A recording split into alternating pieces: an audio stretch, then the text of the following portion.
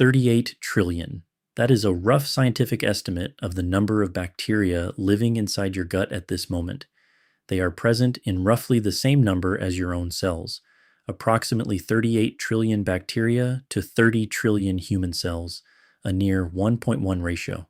They help digest your food, regulate your immune system, and produce compounds that travel to your brain. And after age 60, their composition starts to shift, quietly, gradually, in ways that matter for how you feel and how you age.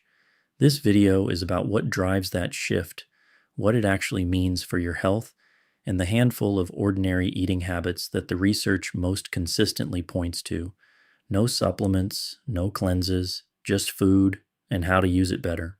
Scientists use the word diversity to describe a healthy gut microbiome.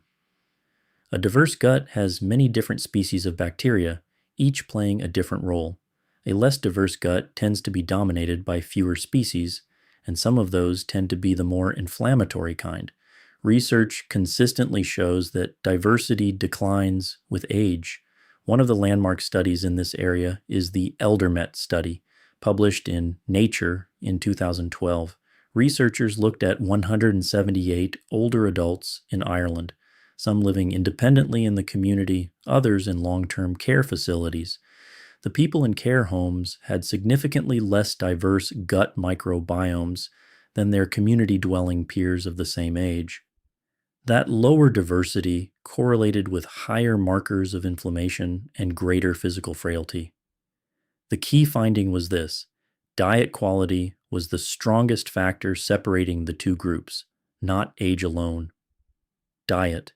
Lower microbiome diversity in older adults has also been associated in the broader research literature with higher rates of depression and cognitive decline, though scientists are still working out the direction of cause and effect.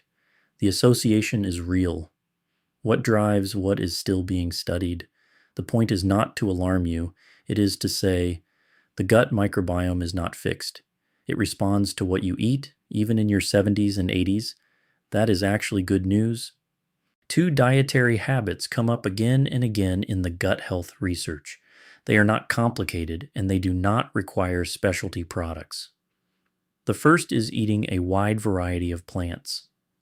The American Gut Project, published in M Systems in 2018, analyzed data from thousands of participants and found that people who ate more than 30 different plant types per week had noticeably more diverse gut microbiomes than those eating 10 or fewer, regardless of whether they called themselves vegan, vegetarian, or omnivore. It was variety that mattered, not the label on the diet. 30 plants sounds like a lot until you start counting. Oats, walnuts, and a banana at breakfast, 3. A salad with spinach, tomato, cucumber, chickpeas, and sunflower seeds, 5 more. Brown rice, 2 vegetables, and sesame seeds at dinner, 4 more. You are already at 12 without trying very hard. Herbs, spices, nuts, seeds, whole grains, fruits, vegetables, and legumes all count. The goal is variety within the meals you are already cooking. The second is fermented food, eaten daily. A randomized controlled trial from Stanford, published in Cell in 2021, put participants on either a high-fiber diet or a high-fermented food diet for 10 weeks. The fermented food group, eating yogurt, kefir, kimchi, sauerkraut, and similar foods, showed measurable increases in microbiome diversity and reductions in 19 different inflammatory proteins. The fiber group did not produce the same diversity gains on its own. Practical starting points: plain low-sugar yogurt or kefir at breakfast, a small spoonful of sauerkraut or kimchi alongside dinner. If your gut is not used to fermented foods, start with a tablespoon and increase gradually over 2 to 3 weeks. Some mild bloating at the start is normal and usually settles down. There is a third habit worth naming separately because the numbers on it are striking. The recommended fiber intake for adults over 50 is 21 grams per day for women and 30 grams per day for men, according to the Institute of Medicine Adequate Intake Guidelines. The average American adult eats well under the recommended amount, Survey estimates generally range from about 15 to 17 grams per day, depending on the dataset year. That gap matters because fiber is the primary fuel for beneficial gut bacteria. Without enough of it, those bacteria have less to work with. Closing the gap does not require a dramatic overhaul. Oats, bananas, slightly underripe ones are especially good. Garlic, onions, leeks, asparagus, and cooked then cooled potatoes or rice are all high in the fiber types that most specifically feed beneficial gut bacteria. Adding one of these to a meal you are already making is often enough to move the needle. One thing to avoid: a rapid overnight increase. Add one new fiber-rich food per week. Your gut adapts, and the adjustment is much more comfortable when it is gradual. Most people can begin eating more plants and fermented foods without any issue, but a few situations call for a conversation with your doctor first. If you have inflammatory bowel disease, irritable bowel syndrome, diverticulitis, or a history of bowel obstruction, significant changes to fiber intake can affect you differently than they would someone without those conditions. Seek individualized guidance before making major changes. If you are immunocompromised due to an organ transplant, active chemotherapy, or immunosuppressant medications, unpasteurized fermented foods carry a small but real infection risk. Pasteurized options are generally considered safer for this group, but check with your care team.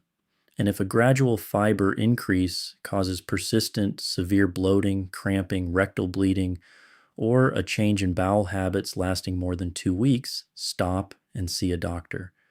Those symptoms can have causes that have nothing to do with diet. One more note: this video focuses on food, not probiotic supplements. That is intentional. The evidence for specific probiotic pills in older adults is mixed, and product quality varies widely. Food-based approaches feed the bacteria already living in your gut. If you are curious about supplements, that is a conversation worth having with a physician or registered dietitian. People often ask how long this takes. Here's an honest answer. Minor improvements in digestion, more regularity, less bloating, often appear within 2 to 4 weeks of consistent changes. Measurable shifts in microbiome diversity in research studies typically show up at 6 to 12 weeks. The deeper benefits: lower inflammatory markers, better stool consistency over time, are longer arc outcomes measured in months. This is not a quick fix. It is a daily practice. And the research suggests it continues to pay off well into your 80s. If you want one place to start this week, add one fermented food to one meal each day, just one. Plain yogurt at breakfast, a spoonful of sauerkraut at dinner. That single habit, done consistently, produced real results in a well-designed clinical trial. Build from there. If you found this useful, subscribe so you do not miss the next video. We cover this kind of evidence-grounded, practical health information every week, specifically for adults in their second half of life and the family members who care about them. We are glad you are here.